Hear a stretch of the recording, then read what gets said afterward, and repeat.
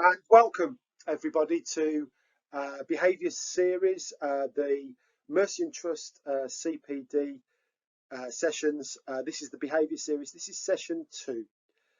Welcome. If you came to the first session, then you'll know that this is a Behaviour Series working through behaviour from the setup, how we start, how we set up our classroom, which is really sessions 1 and 2. So it's behaviour basics, it's proactive teacher, proactive classroom work, working through later sessions where we look at more challenging behaviour. So hopefully you're here for a reminder about what we can do as teachers to set up the best classrooms, what we can do in terms of our expectations, what we can do in terms of our practice in order to get the best behaviour out of the young people we work with.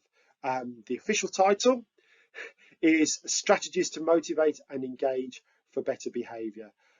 There's a very clear practical element to these sessions. There's a little bit of theory and reference to certain authors, but these are very practical sessions that hopefully you will recognise as a reminder perhaps. But if you're newer to teaching, if you're new to classroom practice, then there'll be maybe some things you're hearing for the first time that will be of use to you. In order to help everybody, just as a reminder from session 1, but if you are joining us in session 2, then this is what we looked at in the first session. My job is trust lead, director of behaviour and well-being, and I always think that it's very important that we talk about that. You get the best behaviour in your classroom, the better that you look after yourselves.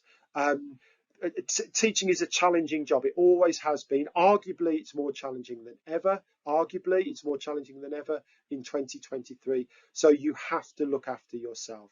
You have to take care of your well-being in order that you can be emotionally agile, manage your emotions, regulate your emotions in order that you can work with young people who may not as effectively manage theirs.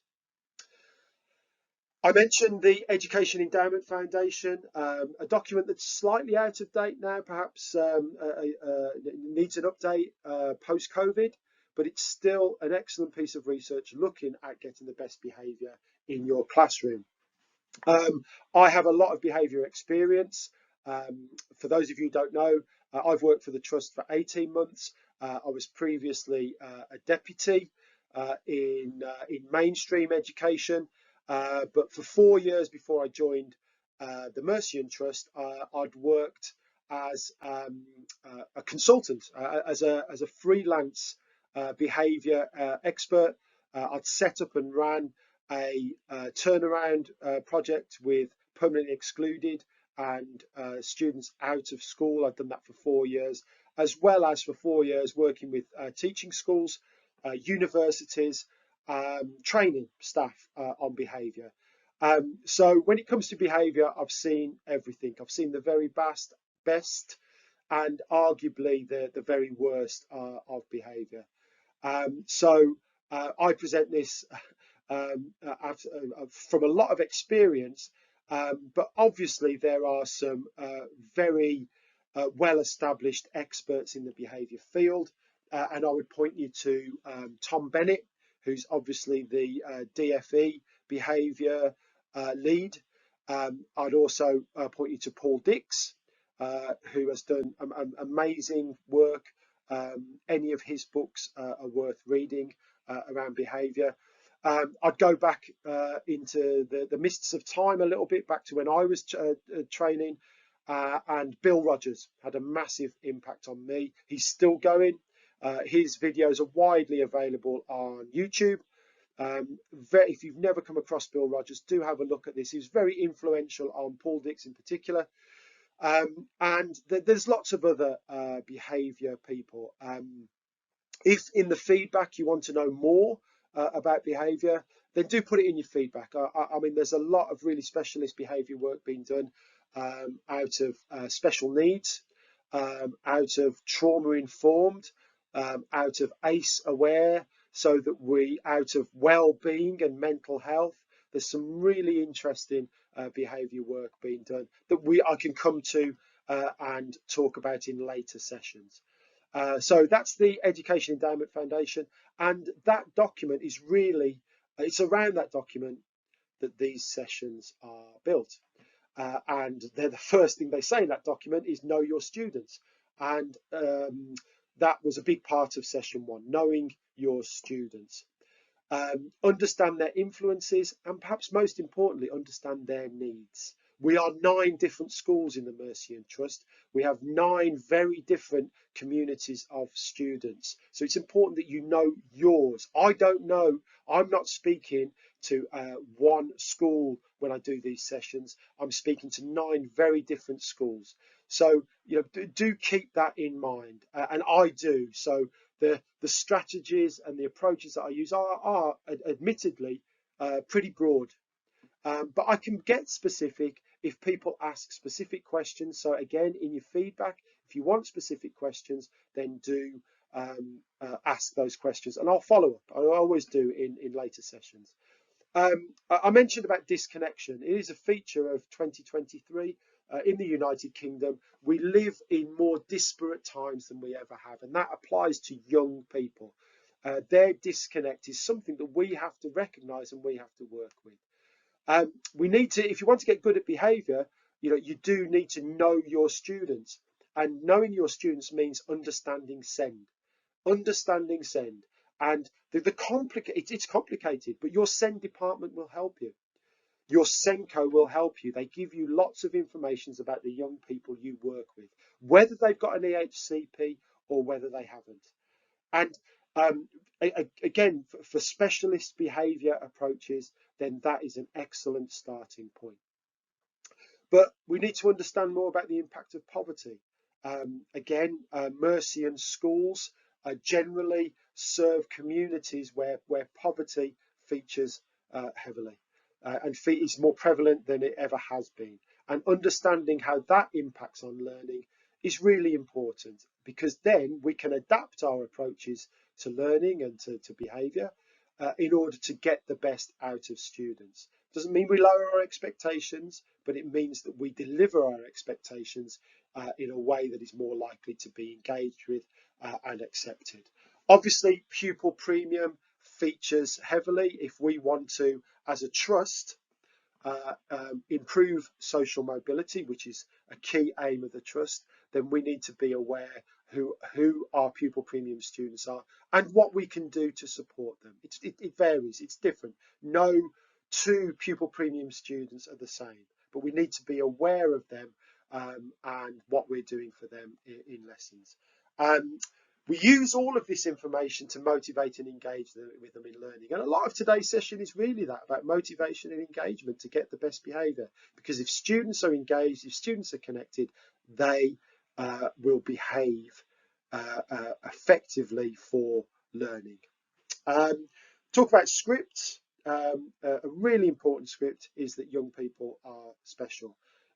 We, as a trust, recognise this. We value the young people that we have. We want the best for the young people that are in front of us.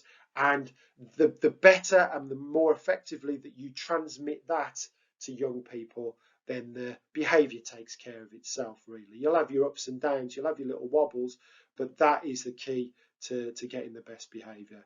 Because when it comes down to the management of behaviour, we have the support and challenge matrix.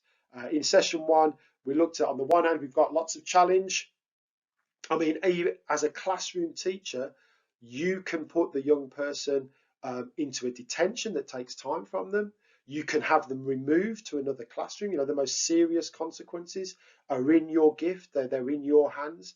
And we've also got, you know, almost bottomless support that we can offer. Support and challenge. You've got both, and it's the key to behaviour management is making sure that you get that right with individual students. Is it more support that's needed, or is it more challenge? And that's the key, really, to effective behaviour management. I introduced you to 4 key strategies in session 1. Believing in children, I've mentioned that. Having a very clear why we are here in this lesson. Clear the path. By that I mean the double planning, which is a Doug Lemov thing. Again, somebody that's written extensively and very helpfully on behaviour.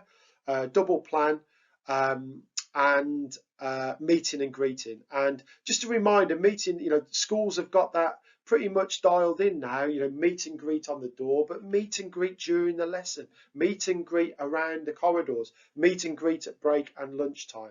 Constantly take those opportunities to connect with the young people in your school about who you are as a teacher and what you do. And that is gold dust in terms of building relationships. I talk a lot about catching young people being good. And the more you see that around school, the more young people see you around school, and the more young people understand that's where you're coming from, we'll build the relationships that help you then perhaps to have more challenging conversations when behaviour is not as you want it. And then what's in it for me? What's in it for those young people? Motivation, engagement. You've got to give them some meaning about what it is in your lesson that matters to them. And your skill as a teacher when you're planning your lessons will be to see that and to articulate that to the young people. You are passionate classroom practitioners and subject experts, and remind young people of that and be explicit about that in order to build those connections. Today's session then, very simple structure, but it'll give you some idea about where we're going in the next 35 minutes. The power of yet, encouragement, consequences, and then just a little bit at the end about emotional agility. Remember, this is session 2. If you're looking for the, well, what do I do when they say this? What do I do when they get up out of their seat? What do I do when they're constantly calling out? That comes in later sessions. We're in the establishment phase in this behaviour series, session 2. So this is about proactive setup of your classroom in order to ensure the best behaviour. So the power to connect. The power to connect your lesson to young people. Find something every lesson, don't have to do all of this, don't get me wrong, but find something that connects the young people to your lesson. That can be through the learning.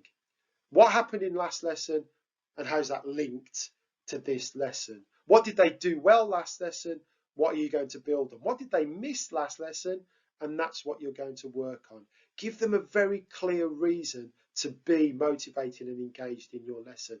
I wish that young people would just love history, love my history lessons. But I accepted very early on that that is not often the case. I would love that it was the case that young people loved learning and were excited by learning, whatever your subject is. But let's be honest about this.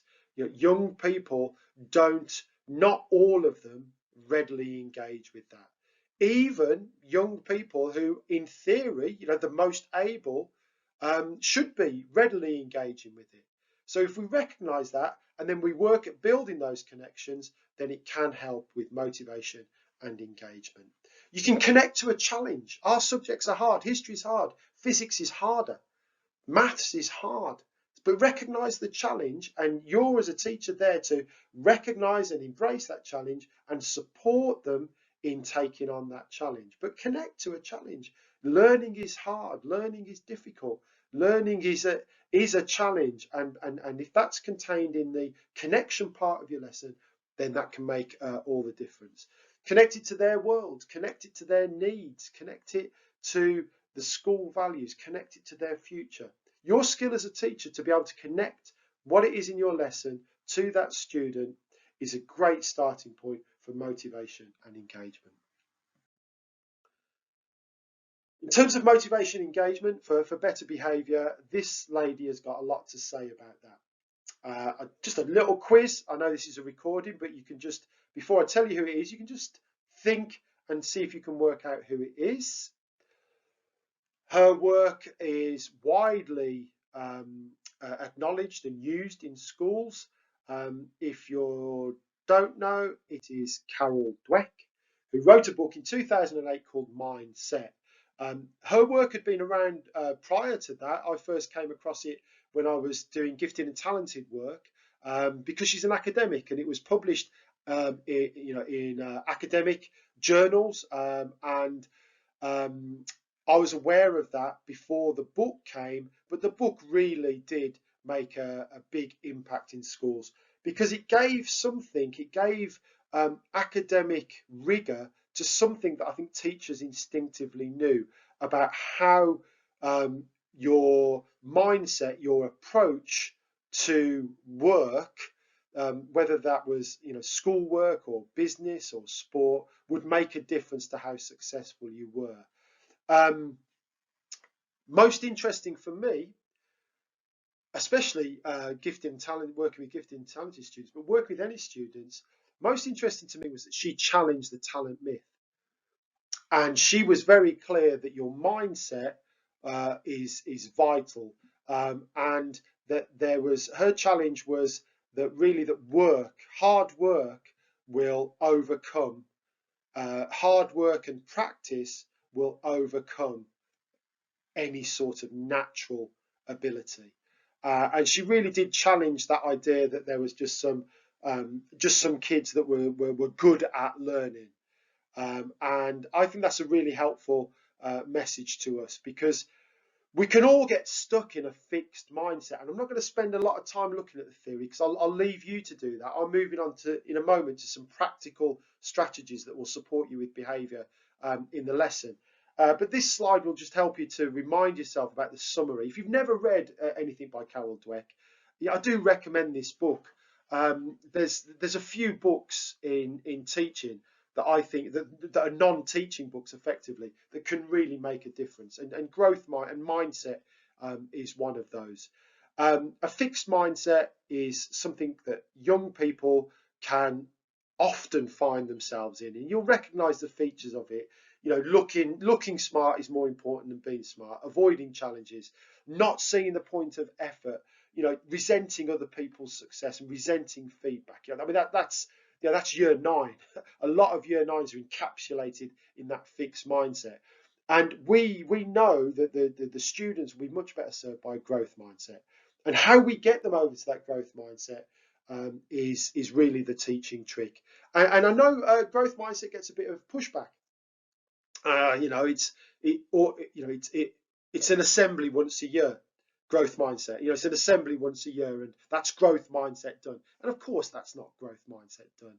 The same way as putting up a poster in your classroom that says, try and you might, don't and you won't. That has got some, that's not growth mindset. Growth mindset is supporting young people to get to a growth mindset, and we do that by doing things like this.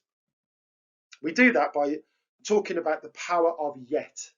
When young people in your class, and remember, this can be the start of poor behaviour, because they push back and they say, we set up our lesson, we do all our connection, we've got some very clear aims, we've got some very clear objectives, and they say, I can't do it, or I'm not doing it, or I never do it. I don't do science, I don't do history, I don't do PE, I don't do exams.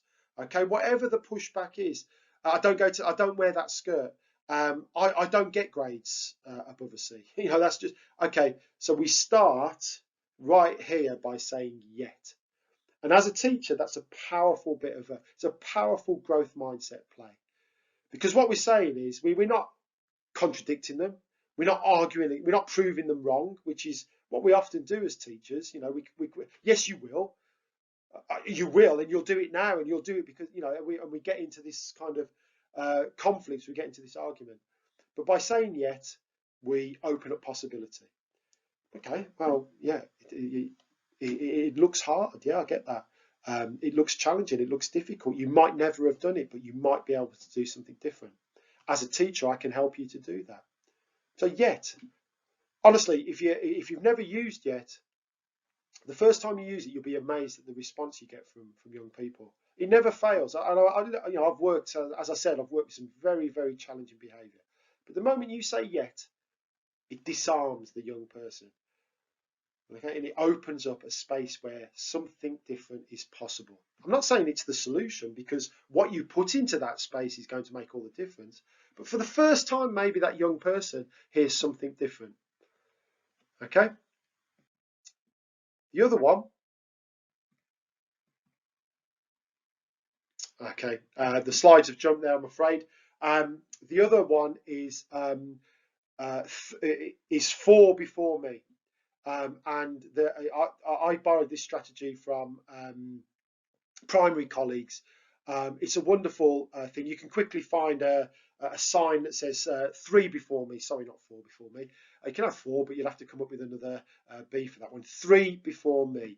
Brain, book, and buddy. So when you're young people, you're getting that first bit of defiance, that first bit of reluctance to do the work. You've explained your lesson in very clear terms. You've done the connection, you've done the objectives, you've adapted it, and there'll always be, I see this all the time in classrooms, there'll always be more than, maybe depending on what set you've got, more than one student that will say, I don't know what to do. I don't even know where to start. Why haven't you done any work? Well, I didn't even know where to start. Okay, but I will come and help you, but I want you to try and do it yourself first, brain.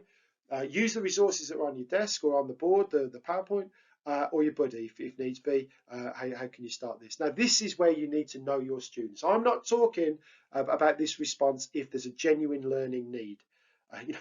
Of course, if there's a genuine learning need, then you need to engage with that. But I'm talking about you knowing your students, and there are some students who just need to be told to get on with it.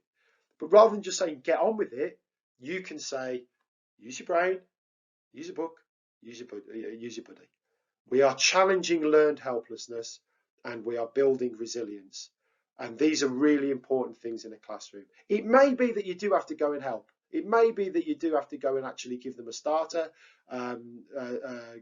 give them a pointer, give them some direction, give them some first steps, or whatever it is. But a lot of young people that I see in classrooms just don't want to do the work. And so to avoid that distraction becoming worse, becoming wider, you can engage with the three Bs before me. Final thing on growth mindset, we have to be prepared to encourage students to fail, and to succeed. Now, this is hard, and this is really probably a whole training session on this, but just some little pointers that can help students to make the mistakes they need to learn effectively. They need to get things wrong. And we've got students that are increasingly finding this difficult to do. So a few things that you can have up your sleeve as a teacher to remind students that actually failing is an essential part of learning. So fail is one thing. I'll come on to that, but fear is another thing. Fear, that you're fearful about learning, you're fearful about getting things wrong. False expectations appearing real. That's what fear is. False expectations appearing real. The more this language is used with our young people, the more willing they are going to be to engage and be motivated by the work. We're building resilience with these growth mindset approaches. Fail, I'm sure you all know what fail stands for. First attempt in learning. When we start to lose young people because the work's hard, can be the beginning of poor behaviour. When we start to learn students because they get a poor result or some feedback that they don't particularly like, it's not failing. It's a first attempt in learning. And students need to hear this. I mean, I see primary colleagues and they're all over this. They use this language all the time because it helps to build confidence and it helps to build resilience. We tend to forget it a little bit in secondary. I see it much less. But I've taught A-level students that needed to hear this message. A-level, even at 16, even at 18. Let's be honest, as adults, we need to hear this. We're all doing our extra study. We're all doing the work. And people talk about imposter syndrome and people talk about, comfort zones. We need to hear first attempts in learning. We get things wrong. We take the feedback and we improve to make things better. So talk about learning opportunities. It's hard, but it's an opportunity. I've never done it before. It's an opportunity. Let's find out. This growth mindset language will support young people to stay motivated and to stay engaged. What's the worst that can happen? I don't want to do it. I don't want to go into that lesson. Okay, let's talk about it. What's the worst that can happen? I don't want to do that test. I can't do that test. Okay, what's the worst that can happen? Let's actually look at it. Let's actually explore what it is about this, and let's plan for the fear that you've got. Let's plan. And then when you actually break it down, and perhaps you find out something that is a sticking point for the young person, then you can engage with that. False expectations appearing real. We're scared of things because we expect certain things to happen, and these are things that never happen, around learning, shall we say. A couple more. I've got a whole bank of mantras that I use when young people start to push back. Try and you might. That was one that my nan, I borrowed from my nan, Nanny Twig. Try and you might, don't and you won't. We can do hard things. I really like that one. We can do hard things. I know it's hard, but we can do hard things. We are, and whatever the name of your school is, whatever your subject, whatever you are as a teacher, and we can do hard things. Why not you? And you're telling me that it's not you, but why not? These are good phrases to have to keep the young people with us, but to help them, support them through their resistance. I can, I will, I must. Say that to yourself. I can, I will, I must. Yeah. If it's going to be, it's down to me. Okay. I'm going to tell you something about a cookie jar later on. Okay. So hold that thought. Just take a moment. Something that surprised you, something that interested you, something you've heard before, an action point. Remember, I'll give you my email. My email's on the first slide. It's on the last slide. Happy to pick up with anything by email. Social media, perhaps, but email's better. I can give you a personal response. So happy to pick up with that if there's any questions. Encouragement. Maybe it is just semantics, but rewards. Let's talk about encouragement. Okay, we give rewards, and there's a lot loaded into that, and a conversation for another time. But if we talk about encouragement, then we can try some other things that will help us to get the best behaviour. I can't emphasise this enough. Most of the young people who come into your classroom behave absolutely perfectly, behave superbly. So catch them being good. Even those students who have bad days, even those students who have bad weeks, months, even terms, they do behave well sometimes. And capturing that, be a teacher that notices that. It's really helpful to building the professional relationships that you want with young people. Catch them being good. Recognize when students come in. Recognize, because you're valuing the behavior that you want, and all the students see that. So the students who are getting their praise see it, and the other students are seeing it. That is what you want. And as they come in, as you go around school, whenever you get the opportunity, catch them being good.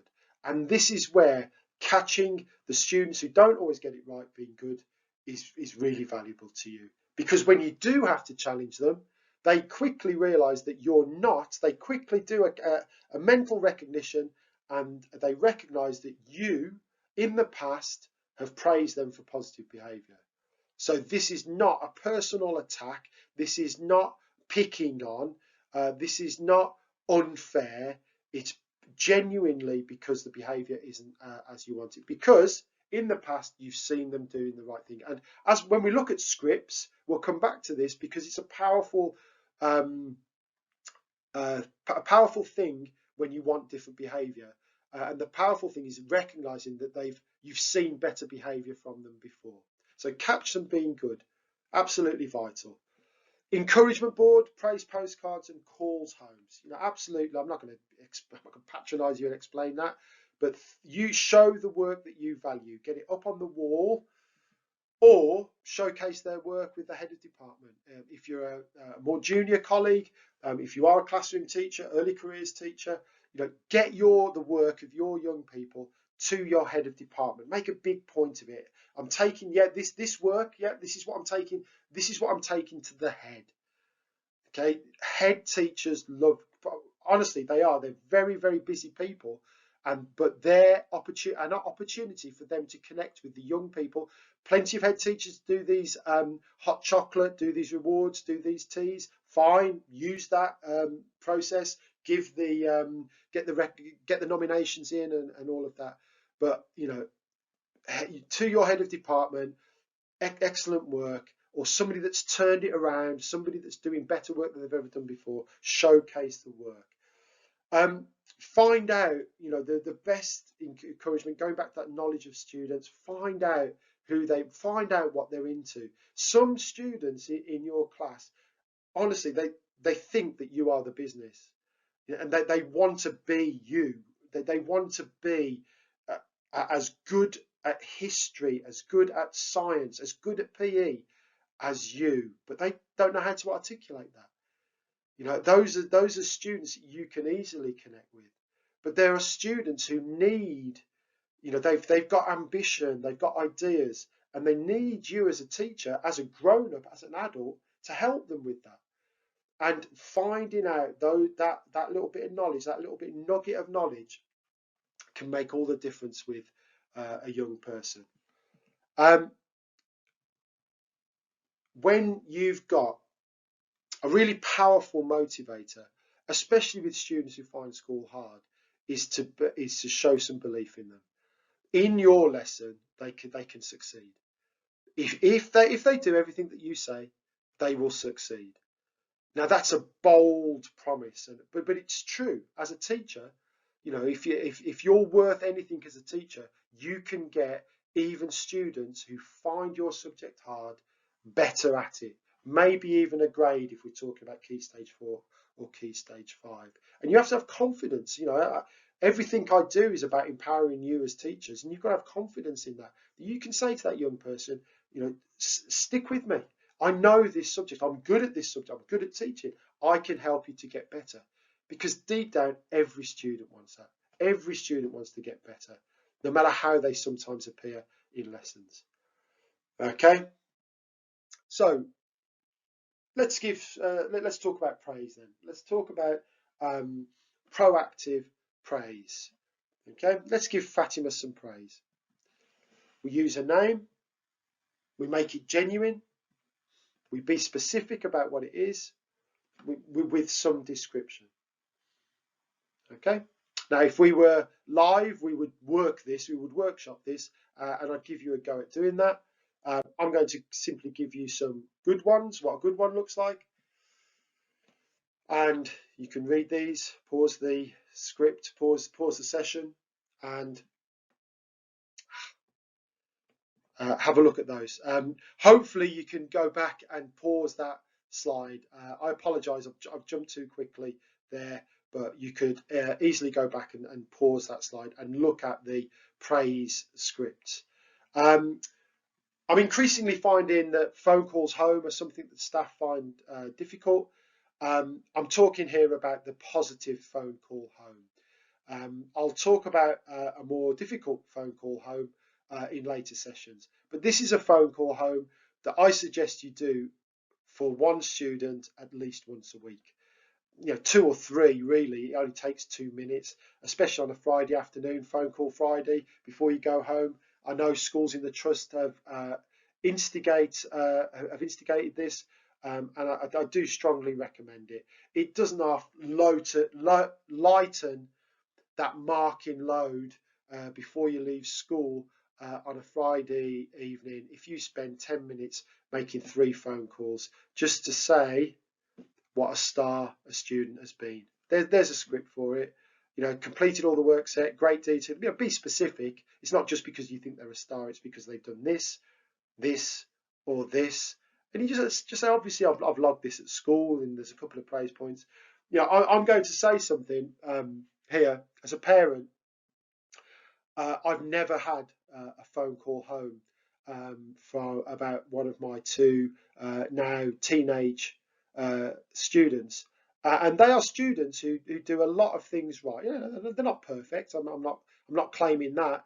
I'm talking about communication, and they get a lot of positives. We've had a couple of emails, but the personal touch around a phone call has a real power. because it's just that, it's a personal touch. So you being the teacher that phones home and communicates, not only is it a wonderful thing to do, but it's a wonderful thing for your reputation as a teacher, because that's what you do. You take the time to do that.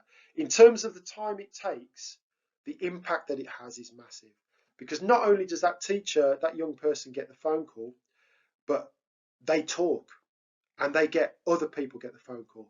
And the reason why it carries so much weight is because when a parent gets that phone call, they're on, the parents are lifted, the parents are on cloud nine. Everybody wants to, because implied in that phone call is that you're doing a good job as a parent as well, because somebody, another adult, has phoned up and told you how great their young person is. And young people don't get this sort of personal praise very often, and so it carries an enormous weight.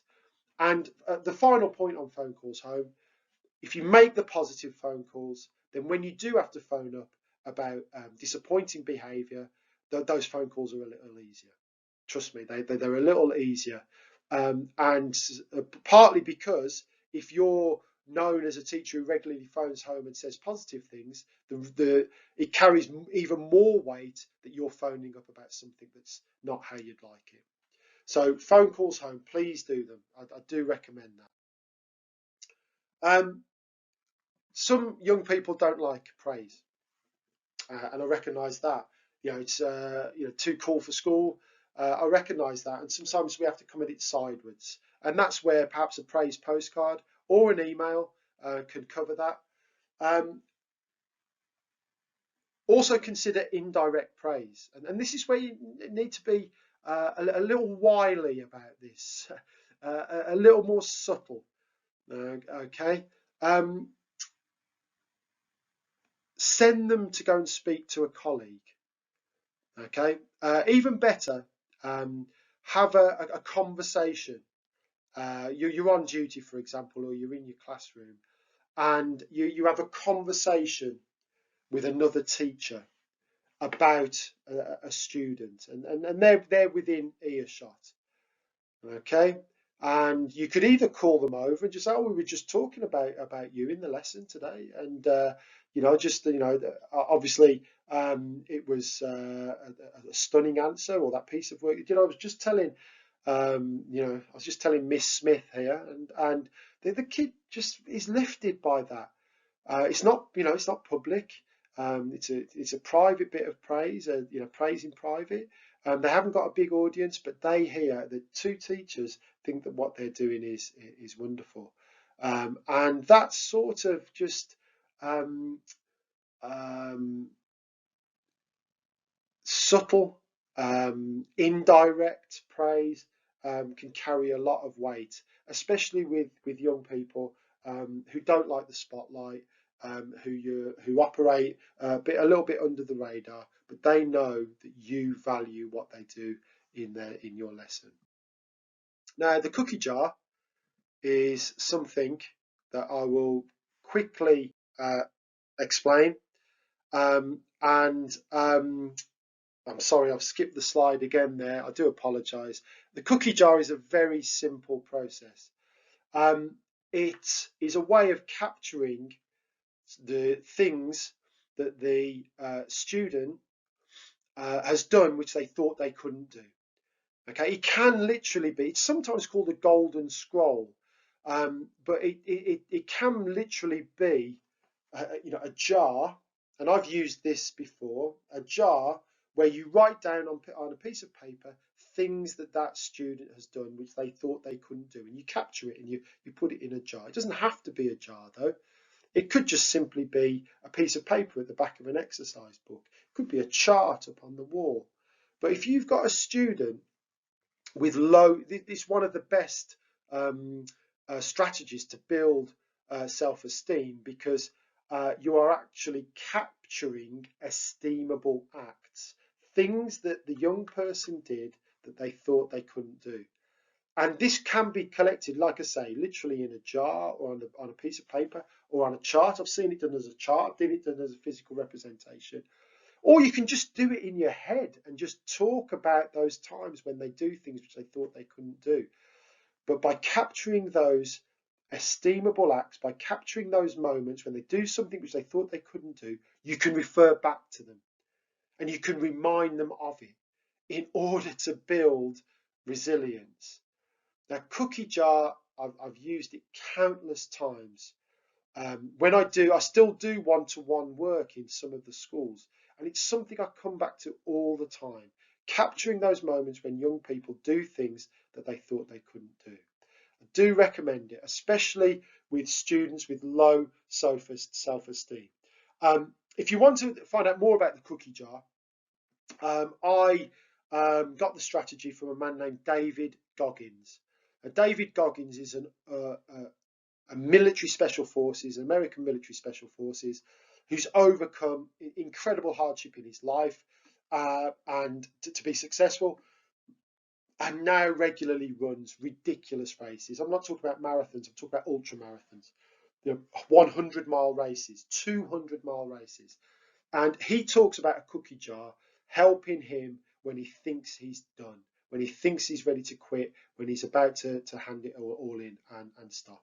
I mean, if it's good enough for David Goggins, and trust me, if you read his book, just quickly find out a bit about him. If it's good enough for him, it's good enough for any students that we work with. A cookie jar gives them something to go to when they think they can't do it, because they've got a cookie jar full, or at least there are some things in there where they've done it, they've done something successfully, and you can refer to that. A cookie jar. Apologies for skipping the slide, but you can go back and see the cookie jar. Google cookie jar. It's a cognitive behavioural therapy, CBT thing again. You know, the very science-based behavioural change strategy, cognitive behavioural therapy, and the cookie jar is one of those strategies. Okay, communication.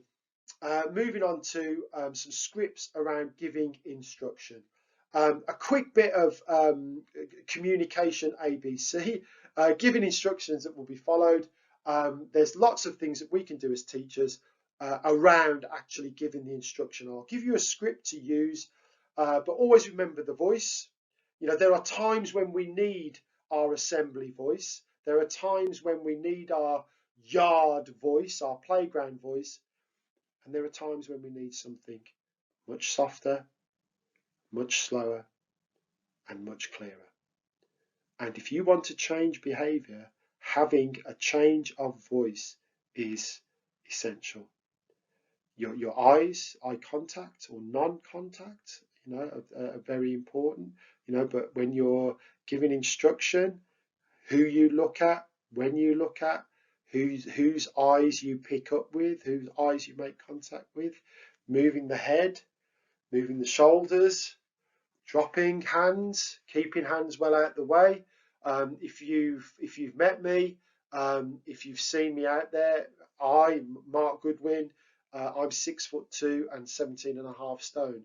I am very large, and I have to consciously reduce that when I find myself in certain behaviour situations, because being 6'2" and 17.5 has its advantages, you know, on a yard or at the fire drill or in assembly.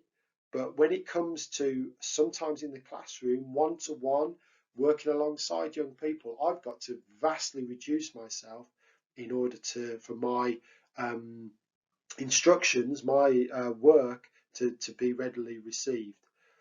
Where we put our hands, how close we get to the young people are all really important. Any sort of, if you've never done any sort of communication training, if you've never done any sort of drama workshopping, then I do recommend having a closer look at this sort of work, because it makes all the difference in terms of your instructions being followed. Okay, so giving instructions that will be followed. Step 1, state what they're doing and what you want them to do instead. Always use thank you, not please. Always use thank you. What they're doing and what you want them to do instead. In whatever scenario you're in. They've got time to think about your instruction. You'll listen to them, but you will insist. Okay? A Explain exactly what will happen to them if they continue disrupting. You've given them a choice. We're moving on to consequences. Okay, moving on to consequences. You give them a choice. You acknowledge what they're doing. It's not just telling them to stop what they're doing. It's to stop what they're doing, and I need you ready to learn. I mean, that's the classic. That's the catch-all. I want you ready to learn. Whatever it is they're doing, they're swinging on the chair, they're grabbing up at the pen, they're walking around the classroom. Okay, you want them to stop doing that because you want them ready to learn. And ready to learn means sat in the seat with a pen in the hand, ready to learn, ready to write. Okay, thank you. Okay, you've issued the code. If you carry on doing that, then I'll have to do that. So what I need you to do is ready to learn. Choice, consequence. Okay, if they choose not to follow, then you have to deliver the consequence. You don't want to deliver the consequence. We'll talk about this later. You give them a chance. You make it clear to them and importantly to the rest of the class that you've given them a choice. Okay, but the consequence may have to be delivered.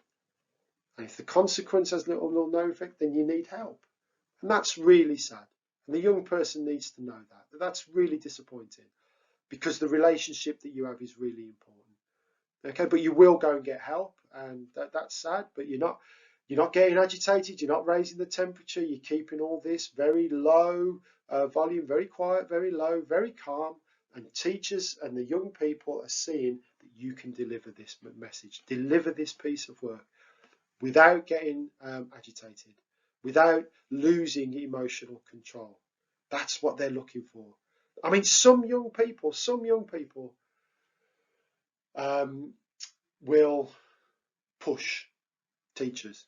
That's the truth. They will push teachers, especially if you're new to them, or especially if you're inexperienced. So your ability to go work through these steps calmly. I go through some sort of connection, but they're in your lesson, so that's the connection. They've got a choice, they've got a chance, and they've got a consequence. You might give them a chance and then give them a choice. You might give them a choice and then give them a chance, but they've got a choice and they've got a consequence and they've got chances around that. You're a reasonable teacher. Okay? Choice, chance, consequence. Now, if the consequence has been issued, then you need to reflect. There needs to be a reflection period of some sort. The consequence, whether the consequence is a 10-minute conversation after the lesson, or a detention, or removal from the lesson, you do need that reflection time. You need to find out from them what the problem was, why they wouldn't do what you'd ask them to do, so that you can work with that. They can accept your authority, but you can work with that. It might be a time here to just have a pause it and have a look at that process. It's a very simple process. Kind of a bit of Paul Dix in there, a bit of Bill Rogers in there. If you want a more simplified approach, then there's a very quick, brief intervention script. Same principles. Identify the issue. Listen. It's not this. They can be different. This is what I want to see. Okay. The walk away bit is always problematic because people say, "Oh, well, you're walking away from." No, I'm not. You're not walking away from the problem. You're walking away from secondary behaviour. You're walking away from the moaning, the groaning, the huffing, the puffing, the eye rolling, whatever that young person needs to do in order to maintain their own credibility, to cope with the teacher correction. That's what you're not dealing with. And the thank you and the walk away shows real authority. Okay, have a think about that, and we've got about 5 or 10 minutes left to cover the last couple of items. But do have a think now. Do take the time. You're listening to a recording. Do take the time to make some notes. In particular, make some action points based on what you've heard prior to this. Consequences. Okay, your behaviour policy will tell you what happens in certain situations, and consequences are an essential and necessary part of being a teacher. You have to get comfortable with that. There are some young people will push you to the point that there is a consequence. Okay, the behaviour policy will be clear about what happens to which students at what point. When you do issue consequences, do them with dignity. The discipline with dignity. I think that is really important. Okay, we are teachers who will do the disciplining, but we do it in the hope of change. Okay, really fight against their behaviour becoming them. Okay, our expectations are still very positive. We have we believe in the unlimited potential of young people, but they make mistakes. Okay, they are not their behaviour. Really guard against the labels like naughty. Okay, labels like naughty. Young people get these labels and they live down to those labels. Trust me, having worked with some students that have been permanently excluded, for example, they live down to their behaviour. Okay, that's not to take away the seriousness of the consequence, but the consequence, we put these consequences in place in order to change their behaviour. So it's recognising that the consequence is done, and then they get a fresh start, and then they get a chance to write a new story. So that's really important, that they don't get locked into this is me, this is my behaviour. A teacher's superpower, trust me, a teacher's superpower is disappointment. Okay, you've got to do what you don't like doing it and you don't want to do it. I wish this wasn't necessary. This disappoints me. Okay, I don't often work with teachers who take pleasure in issuing consequences, but it can sometimes seem like that to young people. If you're very clear about this, I will do this, I will give up my 10 minutes, I will give up an hour, I will phone home, and I will take that time because you behaving well in my lesson is important. I'm disappointed with what's happened today, but I'm going to help you to put it right. Okay, that is a really powerful message. Big pause, around sanctions and consequences. Remember, you've got chances. Be a generous teacher. Behaviour is hard. Some young people have got some bad habits and they're well ingrained, so you're giving them and you want them to be better and you want them to work with it. Last chance. Okay, a consequence is a consequence because it is important. Okay, so you can take a pause before you issue it. I always, a detention is a big deal, really big deal. If I give a detention, then that is a big deal. I'm not going to do that lightly. I'm not going to throw them around like confetti, so that a young person knows that when they're in detention with Mr. Goodwin, that is a big deal. And it's not something to treat lightly. It's not something to joke about, because it will be done and it won't happen again. It's really important, really strong messaging around that, around detentions. Okay, they have to do them, but please don't do whimsical. Don't do lines. Don't do something. Do it. Be absolutely straight. Follow the policy. In that detention, they either do work or they have some restorative conversation with you. Okay. Anything other than that, I'm not sure how effective it is. Okay, you're taking time from them. That's a big deal. Make it useful and productive. They do some work, they catch up some work, and they have a conversation with you, and they plan for something different. They agree and commit to something different. Now, by cleaning up the mistake, this is what I mean. This is kind of restorative light. I'm not claiming this is restorative, because that's a whole different training session, restorative practice. But this kind of condenses restorative practice into something very workable, something very meaningful, something that you can work with. A very quick process. They acknowledge the mistake. You can be stuck here for 10 minutes. Oh yeah, but sir, they did this. Yeah, but what aboutism? What about them? What about them? They did this. But you've got to get them to acknowledge their mistake and take responsibility for it. It was them that threw the pen. It was them that pulled the chair. It was them that grabbed the bag. It was them that jumped down 4 steps coming down the back staircase to the building that you're, whatever it is, they take responsibility for it. Acknowledge that can sometimes take some time, because we are in 2023. We have a very strong unwillingness for anybody to take responsibility for anything. But if we can teach young people anything, teaching them responsibility is a game changer. And then they apologize. I'm really big, I'm real passionate about forgiveness and apologies and gratitude, old-fashioned things that are really important for young people. They apologize. You can get any, I believe, any teacher can get any young person to apologise. You just got to make the circumstances right, because it's really important. They apologise for what they did, but they also apologise to themselves. The people, they make mistakes. Young people make mistakes. I make mistakes. But recognising that it was a mistake, taking responsibility for it, has more chance that they might not do it again. Okay, and the key question in all of this is, what will it take not to make this mistake again? That's what you work with as a classroom teacher. Next time they come into your lesson, you recognise that they are practicing, not grabbing pens, because they're going to concentrate on the work. That you've agreed that. Okay, absolute classic. Okay, everybody makes mistakes.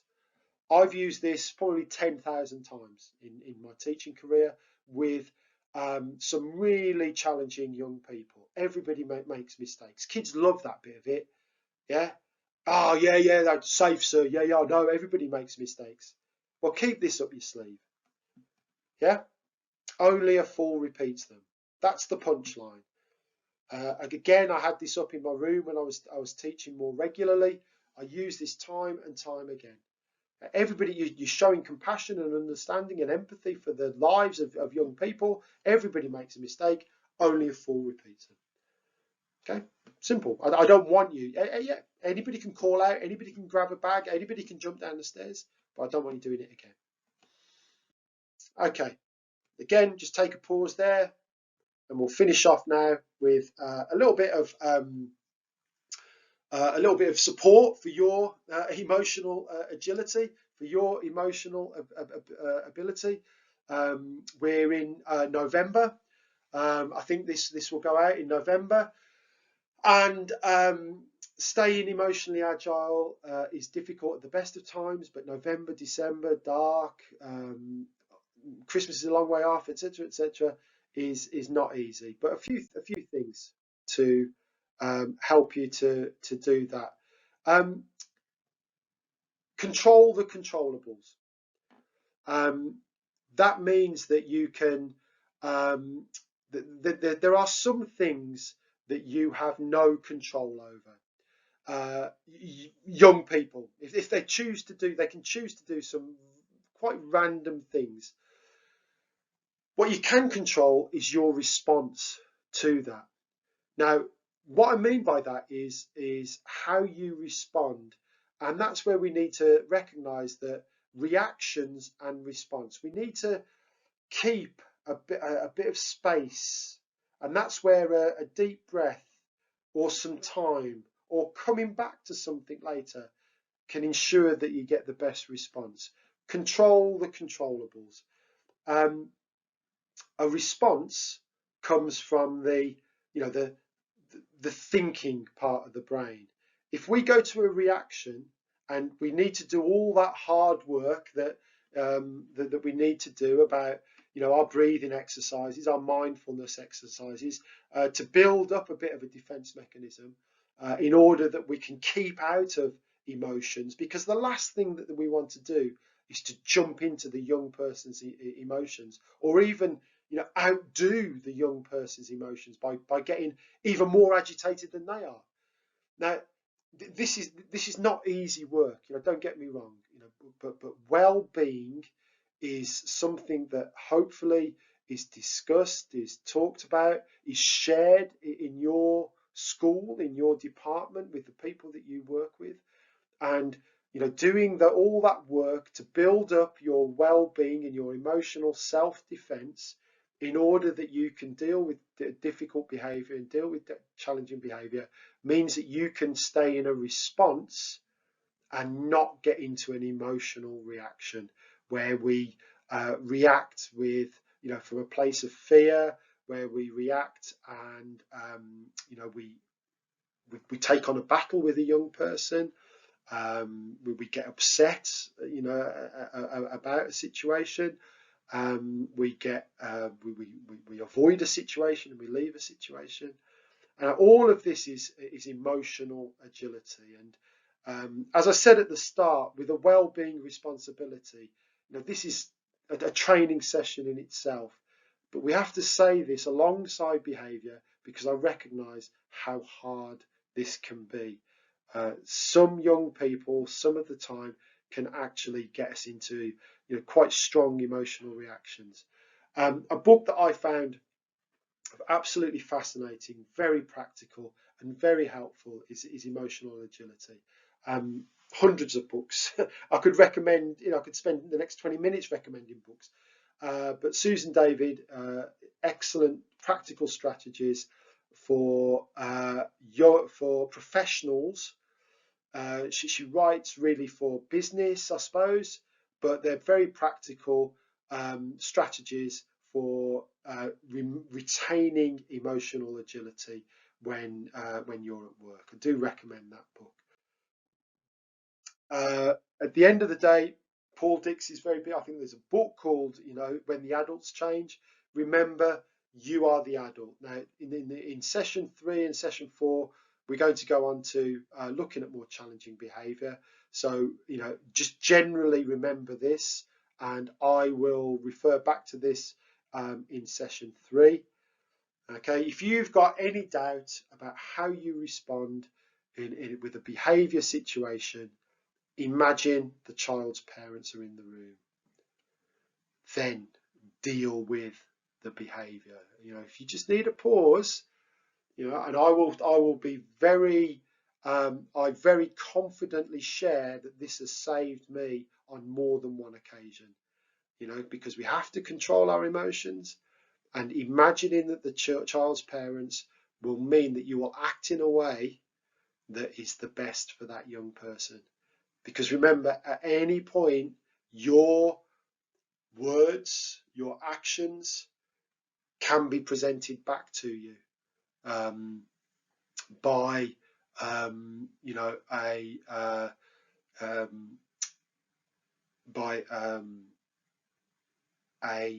your head of department, by a member of SLT. It may even be presented back to you by parents because they make a complaint about your handling of a situation. So always keep that in mind. If you have any doubt about how you're going to deal with it, just take a moment to think that the child's parents are in that room with you. And trust me, you will make the right decision then. Okay. The next 2 sessions are about bad behaviour. Okay, so I'm going to leave you with a couple of things to think about. Bad behaviour, there you go. Challenging behaviour, whatever euphemism you like. Don't take it personally. This is, all my work. Don't take it personally. The moment you take it personally, you start to make less effective decisions. But you do need to ask yourself 2 very important questions. What's really going on? And what can I really do about it? Okay, what's really going on? What can I really do about it? Thank you for attending this session.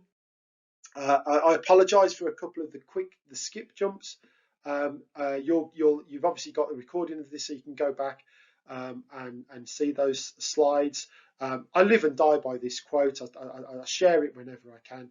We're teachers. How we talk and act around young people is the decisive element. We are the weather. We set the weather for our classrooms, and that's why it's so important to look after ourselves, work, but also work on ourselves. I do thank you for committing. It's a level It's a reflection of the level of professionalism within the Mercy and Trust that I regularly get numbers of people on these sessions. If you do want to connect with me, I'm easy to find on the Trust email. You can have a look at some of the stuff that I share on Twitter, Mark Goodwin 8. But I look forward to working with you in later sessions in 3, 4, and maybe 5 in this behaviour series. Thank you for your time and attention tonight, and I look forward to working with you again in the future.